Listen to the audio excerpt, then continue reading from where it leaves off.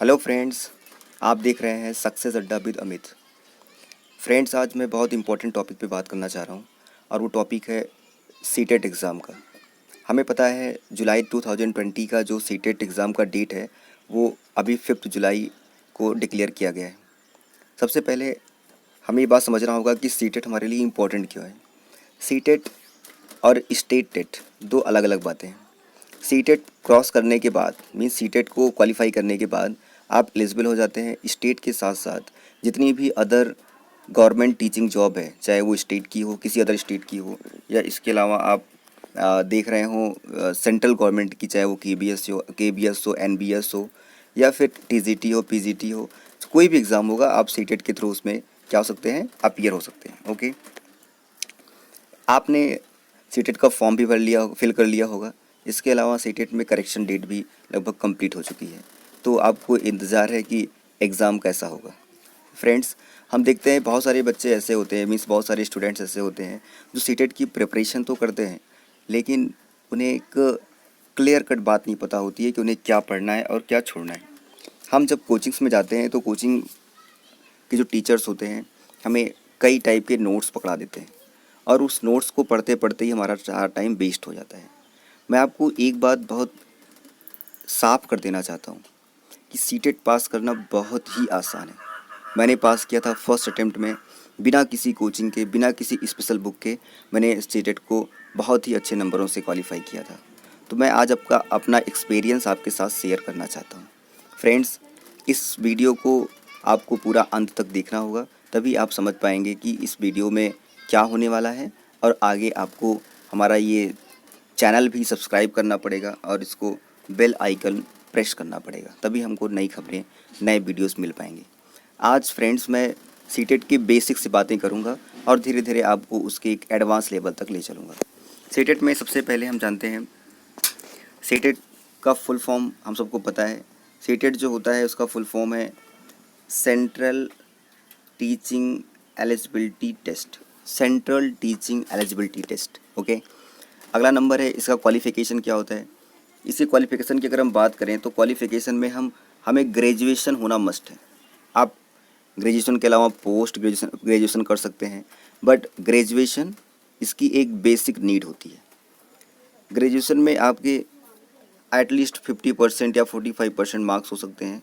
वैसे बहुत मार्क्स का दिक्कत नहीं होती, लेकिन 45% मार्क्स होना ज़रूरी है। ग्रेजुएशन में आप बीटेक करके आ सकते हैं। इसके अलावा आप यहाँ पर कोई भी बीएससी कर सकते हैं, नॉर्मल आप बीए कर सकते हैं।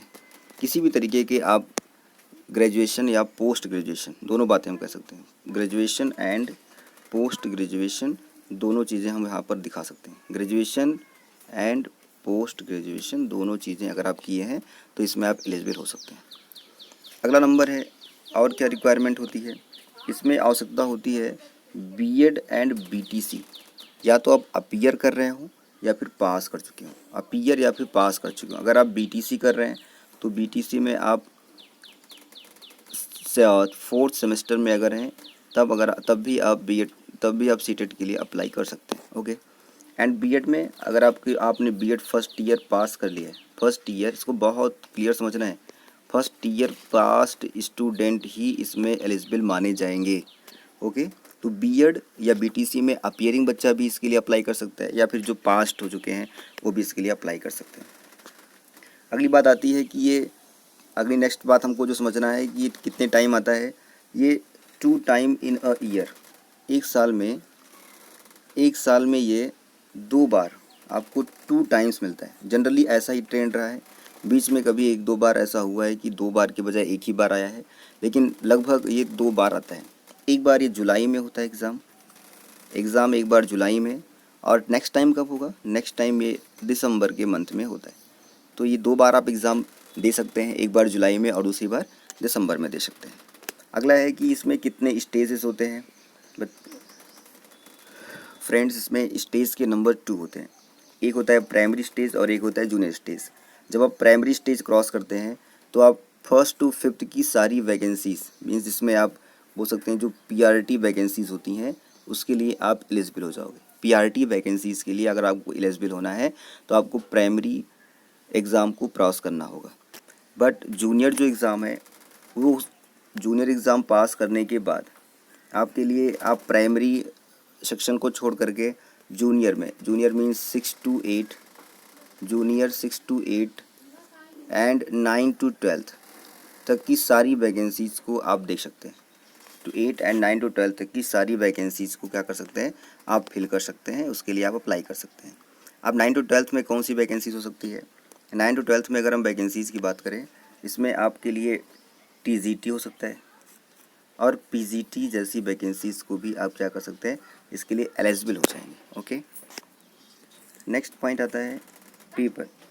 इसमें फ़ीस की अगर हम बात करें तो जो फ़ी है वो इसके पहले एग्ज़ाम जो होते थे वो 600 रुपीज़ या 800 रुपीज़ वन पेपर के होते थे, एक पेपर का 800 रुपीज़। बट अब थोड़ा ट्रेंड चेंज किया है इन लोगों ने, और जो अब फीस है उसके रेट को उन्होंने बढ़ा दिया है। अगर आप वन पेपर के लिए अप्लाई करते हैं तब आपको 1000 रुपीज़ पे करना होगा। कितना? 1000 रुपीज़ पे करना होगा। वहीं अगर आप बोथ पेपर के लिए जा रहे हैं तो आपको यहाँ पर जस्ट 1200 रुपीज़ पे करना होगा, जस्ट 1200 रुपीज़ पे करना होगा। यहाँ पर एक इम्पॉर्टेंट बात यह है कि बोथ पेपर जो होते हैं वो सेम डेज़ में ही होगा, एक ही दिन में दोनों पेपर होता है। मॉर्निंग के टाइम में आपका फर्स्ट पेपर होगा, फर्स्ट कब होगा? मॉर्निंग में। जबकि जो सेकंड होता है, जबकि जो सेकंड पेपर है वो कब होगा? आपका इवनिंग में पेपर होता है। ओके, नेक्स्ट होता है, अब हम बात करते हैं प्राइमरी पेपर की, पेपर 1 की बात करते हैं।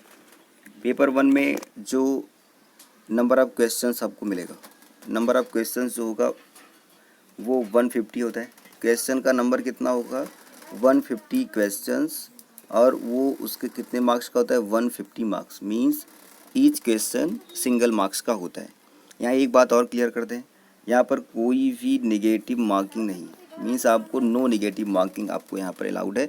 आप कितने भी क्वेश्चंस को अटेम्प्ट कर सकते हैं। सही क्वेश्चन के लिए आपको नंबर मिलेगा, रॉन्ग क्वेश्चन के लिए आपको कोई नंबर कटने वाला नहीं है।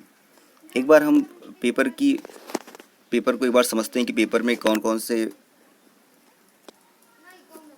क्वेश्चंस आते हैं। तो पहला इसमें आपको मिलेगा, अगर हम प्राइमरी की बात करें तो वहाँ पर टोटल पेपर जो होता है वो 5 पार्ट में होता है। 5 पार्ट में से आप देख रहे हैं एक पार्ट आपका हो गया CDP, सेकंड हो रहा है मैथ्स, फर्स्ट क्या है? CDP, सेकंड क्या हो गया? मैथ, थर्ड EVS, और फोर्थ एंड फिफ्थ क्या है? वो आपका लैंग्वेज होगा। बात समझ में आ रही है? बात आपको बहुत क्लियर समझना है। एक आपका क्या हुआ? एक हुआ आपका CDP में जिसको हम चाइल्ड डेवलपमेंट बोलते हैं। CDP जो है सबके लिए फिक्स है, उसको चाइल्ड डेवलपमेंट बोलते हैं, सबको देना है, 30 मार्क्स का होगा। मैथ्स जो है वो सबको देना है, वो भी 30 मार्क्स का होगा। जबकि जो आपका EVS है, EVS को हम इन्वायरमेंटल स्टडीज़ बोलते हैं, इन्वायरमेंटल स्टडीज़ बोलेंगे, ये भी आपका 30 मार्क्स का होगा। ओके, इसके अलावा जो सबसे इम्पोर्टेंट है वो है लैंग्वेज।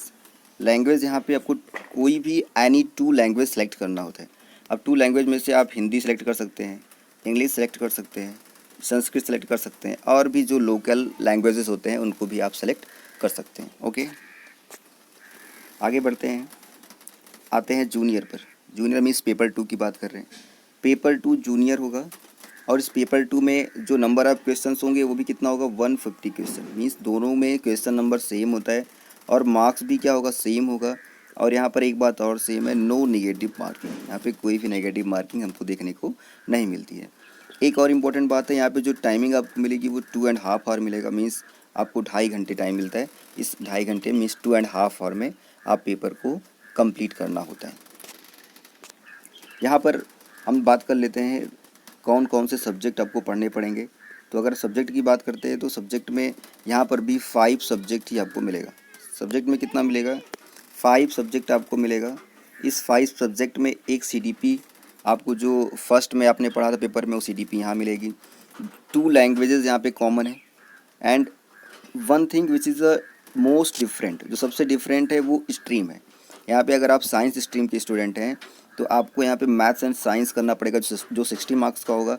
बट अगर आप आर्ट स्ट्रीम के स्टूडेंट हैं तो आपको यहाँ पर मैथ और साइंस नहीं करना है, उसके बजाय आपको क्या करना पड़ेगा? आपको SST पढ़नी पड़ेगी, जिसमें ज्योग्राफी, इकोनॉमिक्स, हिस्ट्री, पॉलिटी, इन सब चीज़ों के क्वेश्चंस आपको देखने को मिलेगा।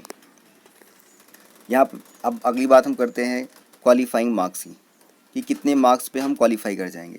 क्वालिफाइंग जो मार्क्स होता है वो अलग अलग होगा। अगर आप जनरल की बात करते हैं, अगर हम जनरल की बात करें क्वालिफाइंग मार्क्स में, तो क्वालिफाइंग मार्क्स जो जनरल का होगा वो है 90, मीन्स 60%।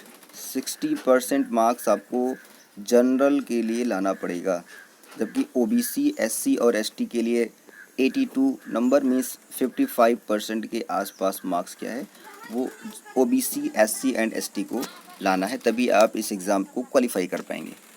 एक और इम्पोर्टेंट बात हमको जो समझनी है, ये एग्ज़ाम अभी सिर्फ क्वालिफाइंग नेचर का ही है। सिर्फ क्या है? क्वालिफाइंग नेचर का है। इसलिए अभी आपको इस पेपर में बहुत ज़्यादा परेशान नहीं होना है। आपको ये फोकस करना है कि हम 90 मार्क्स गेट कैसे करते हैं। नेक्स्ट पॉइंट है एज लिमिट। अभी यहाँ पे कोई भी एज लिमिट नहीं है, आप कितनी भी एज तक इस फॉर्म को फिल कर सकते हैं। नेक्स्ट बढ़ते हैं आगे। अटेम्प्ट्स। अटेम्प्ट्स की बात करें तो अटेम्प्ट्स में नो बार का मीन्स हो गया कि आप कितनी भी बार, जैसे आपने जुलाई 2020 में पेपर दिया और आपको मार्क्स मिला है 96, एंड आप चाहते हैं कि मुझे इस 96 को और अच्छा करना है, तो आप दिसंबर वाला जो एग्ज़ाम होगा उसके लिए भी अपीयर हो सकते हैं। सपोज़ आपके दिसंबर में आ गए 92, तो जब कभी भी एग्ज़ाम होगा तो जो आपका बेस्ट मार्क्स होगा उसको आप यूज कर सकते हैं, मीन्स आप 96 को यूज कर सकते हैं। ओके। अब सबसे इम्पोर्टेंट आती है जो बच्चों के माइंड में मेन क्वेश्चंस आता है कि सर इसमें से कौन सी बुक्स पढ़ें, क्या पढ़ें। तो मैं आपको बता देता हूँ, बुक्स सीटेट के लिए कोई बहुत स्पेशल बुक्स नहीं आती हैं, ना हमें बहुत स्पेशल बुक्स की तरफ मूव करना है। हमें अपनी बेसिक्स को अच्छा रखना है। बेसिक का मतलब जैसे सीडीपी हो गया।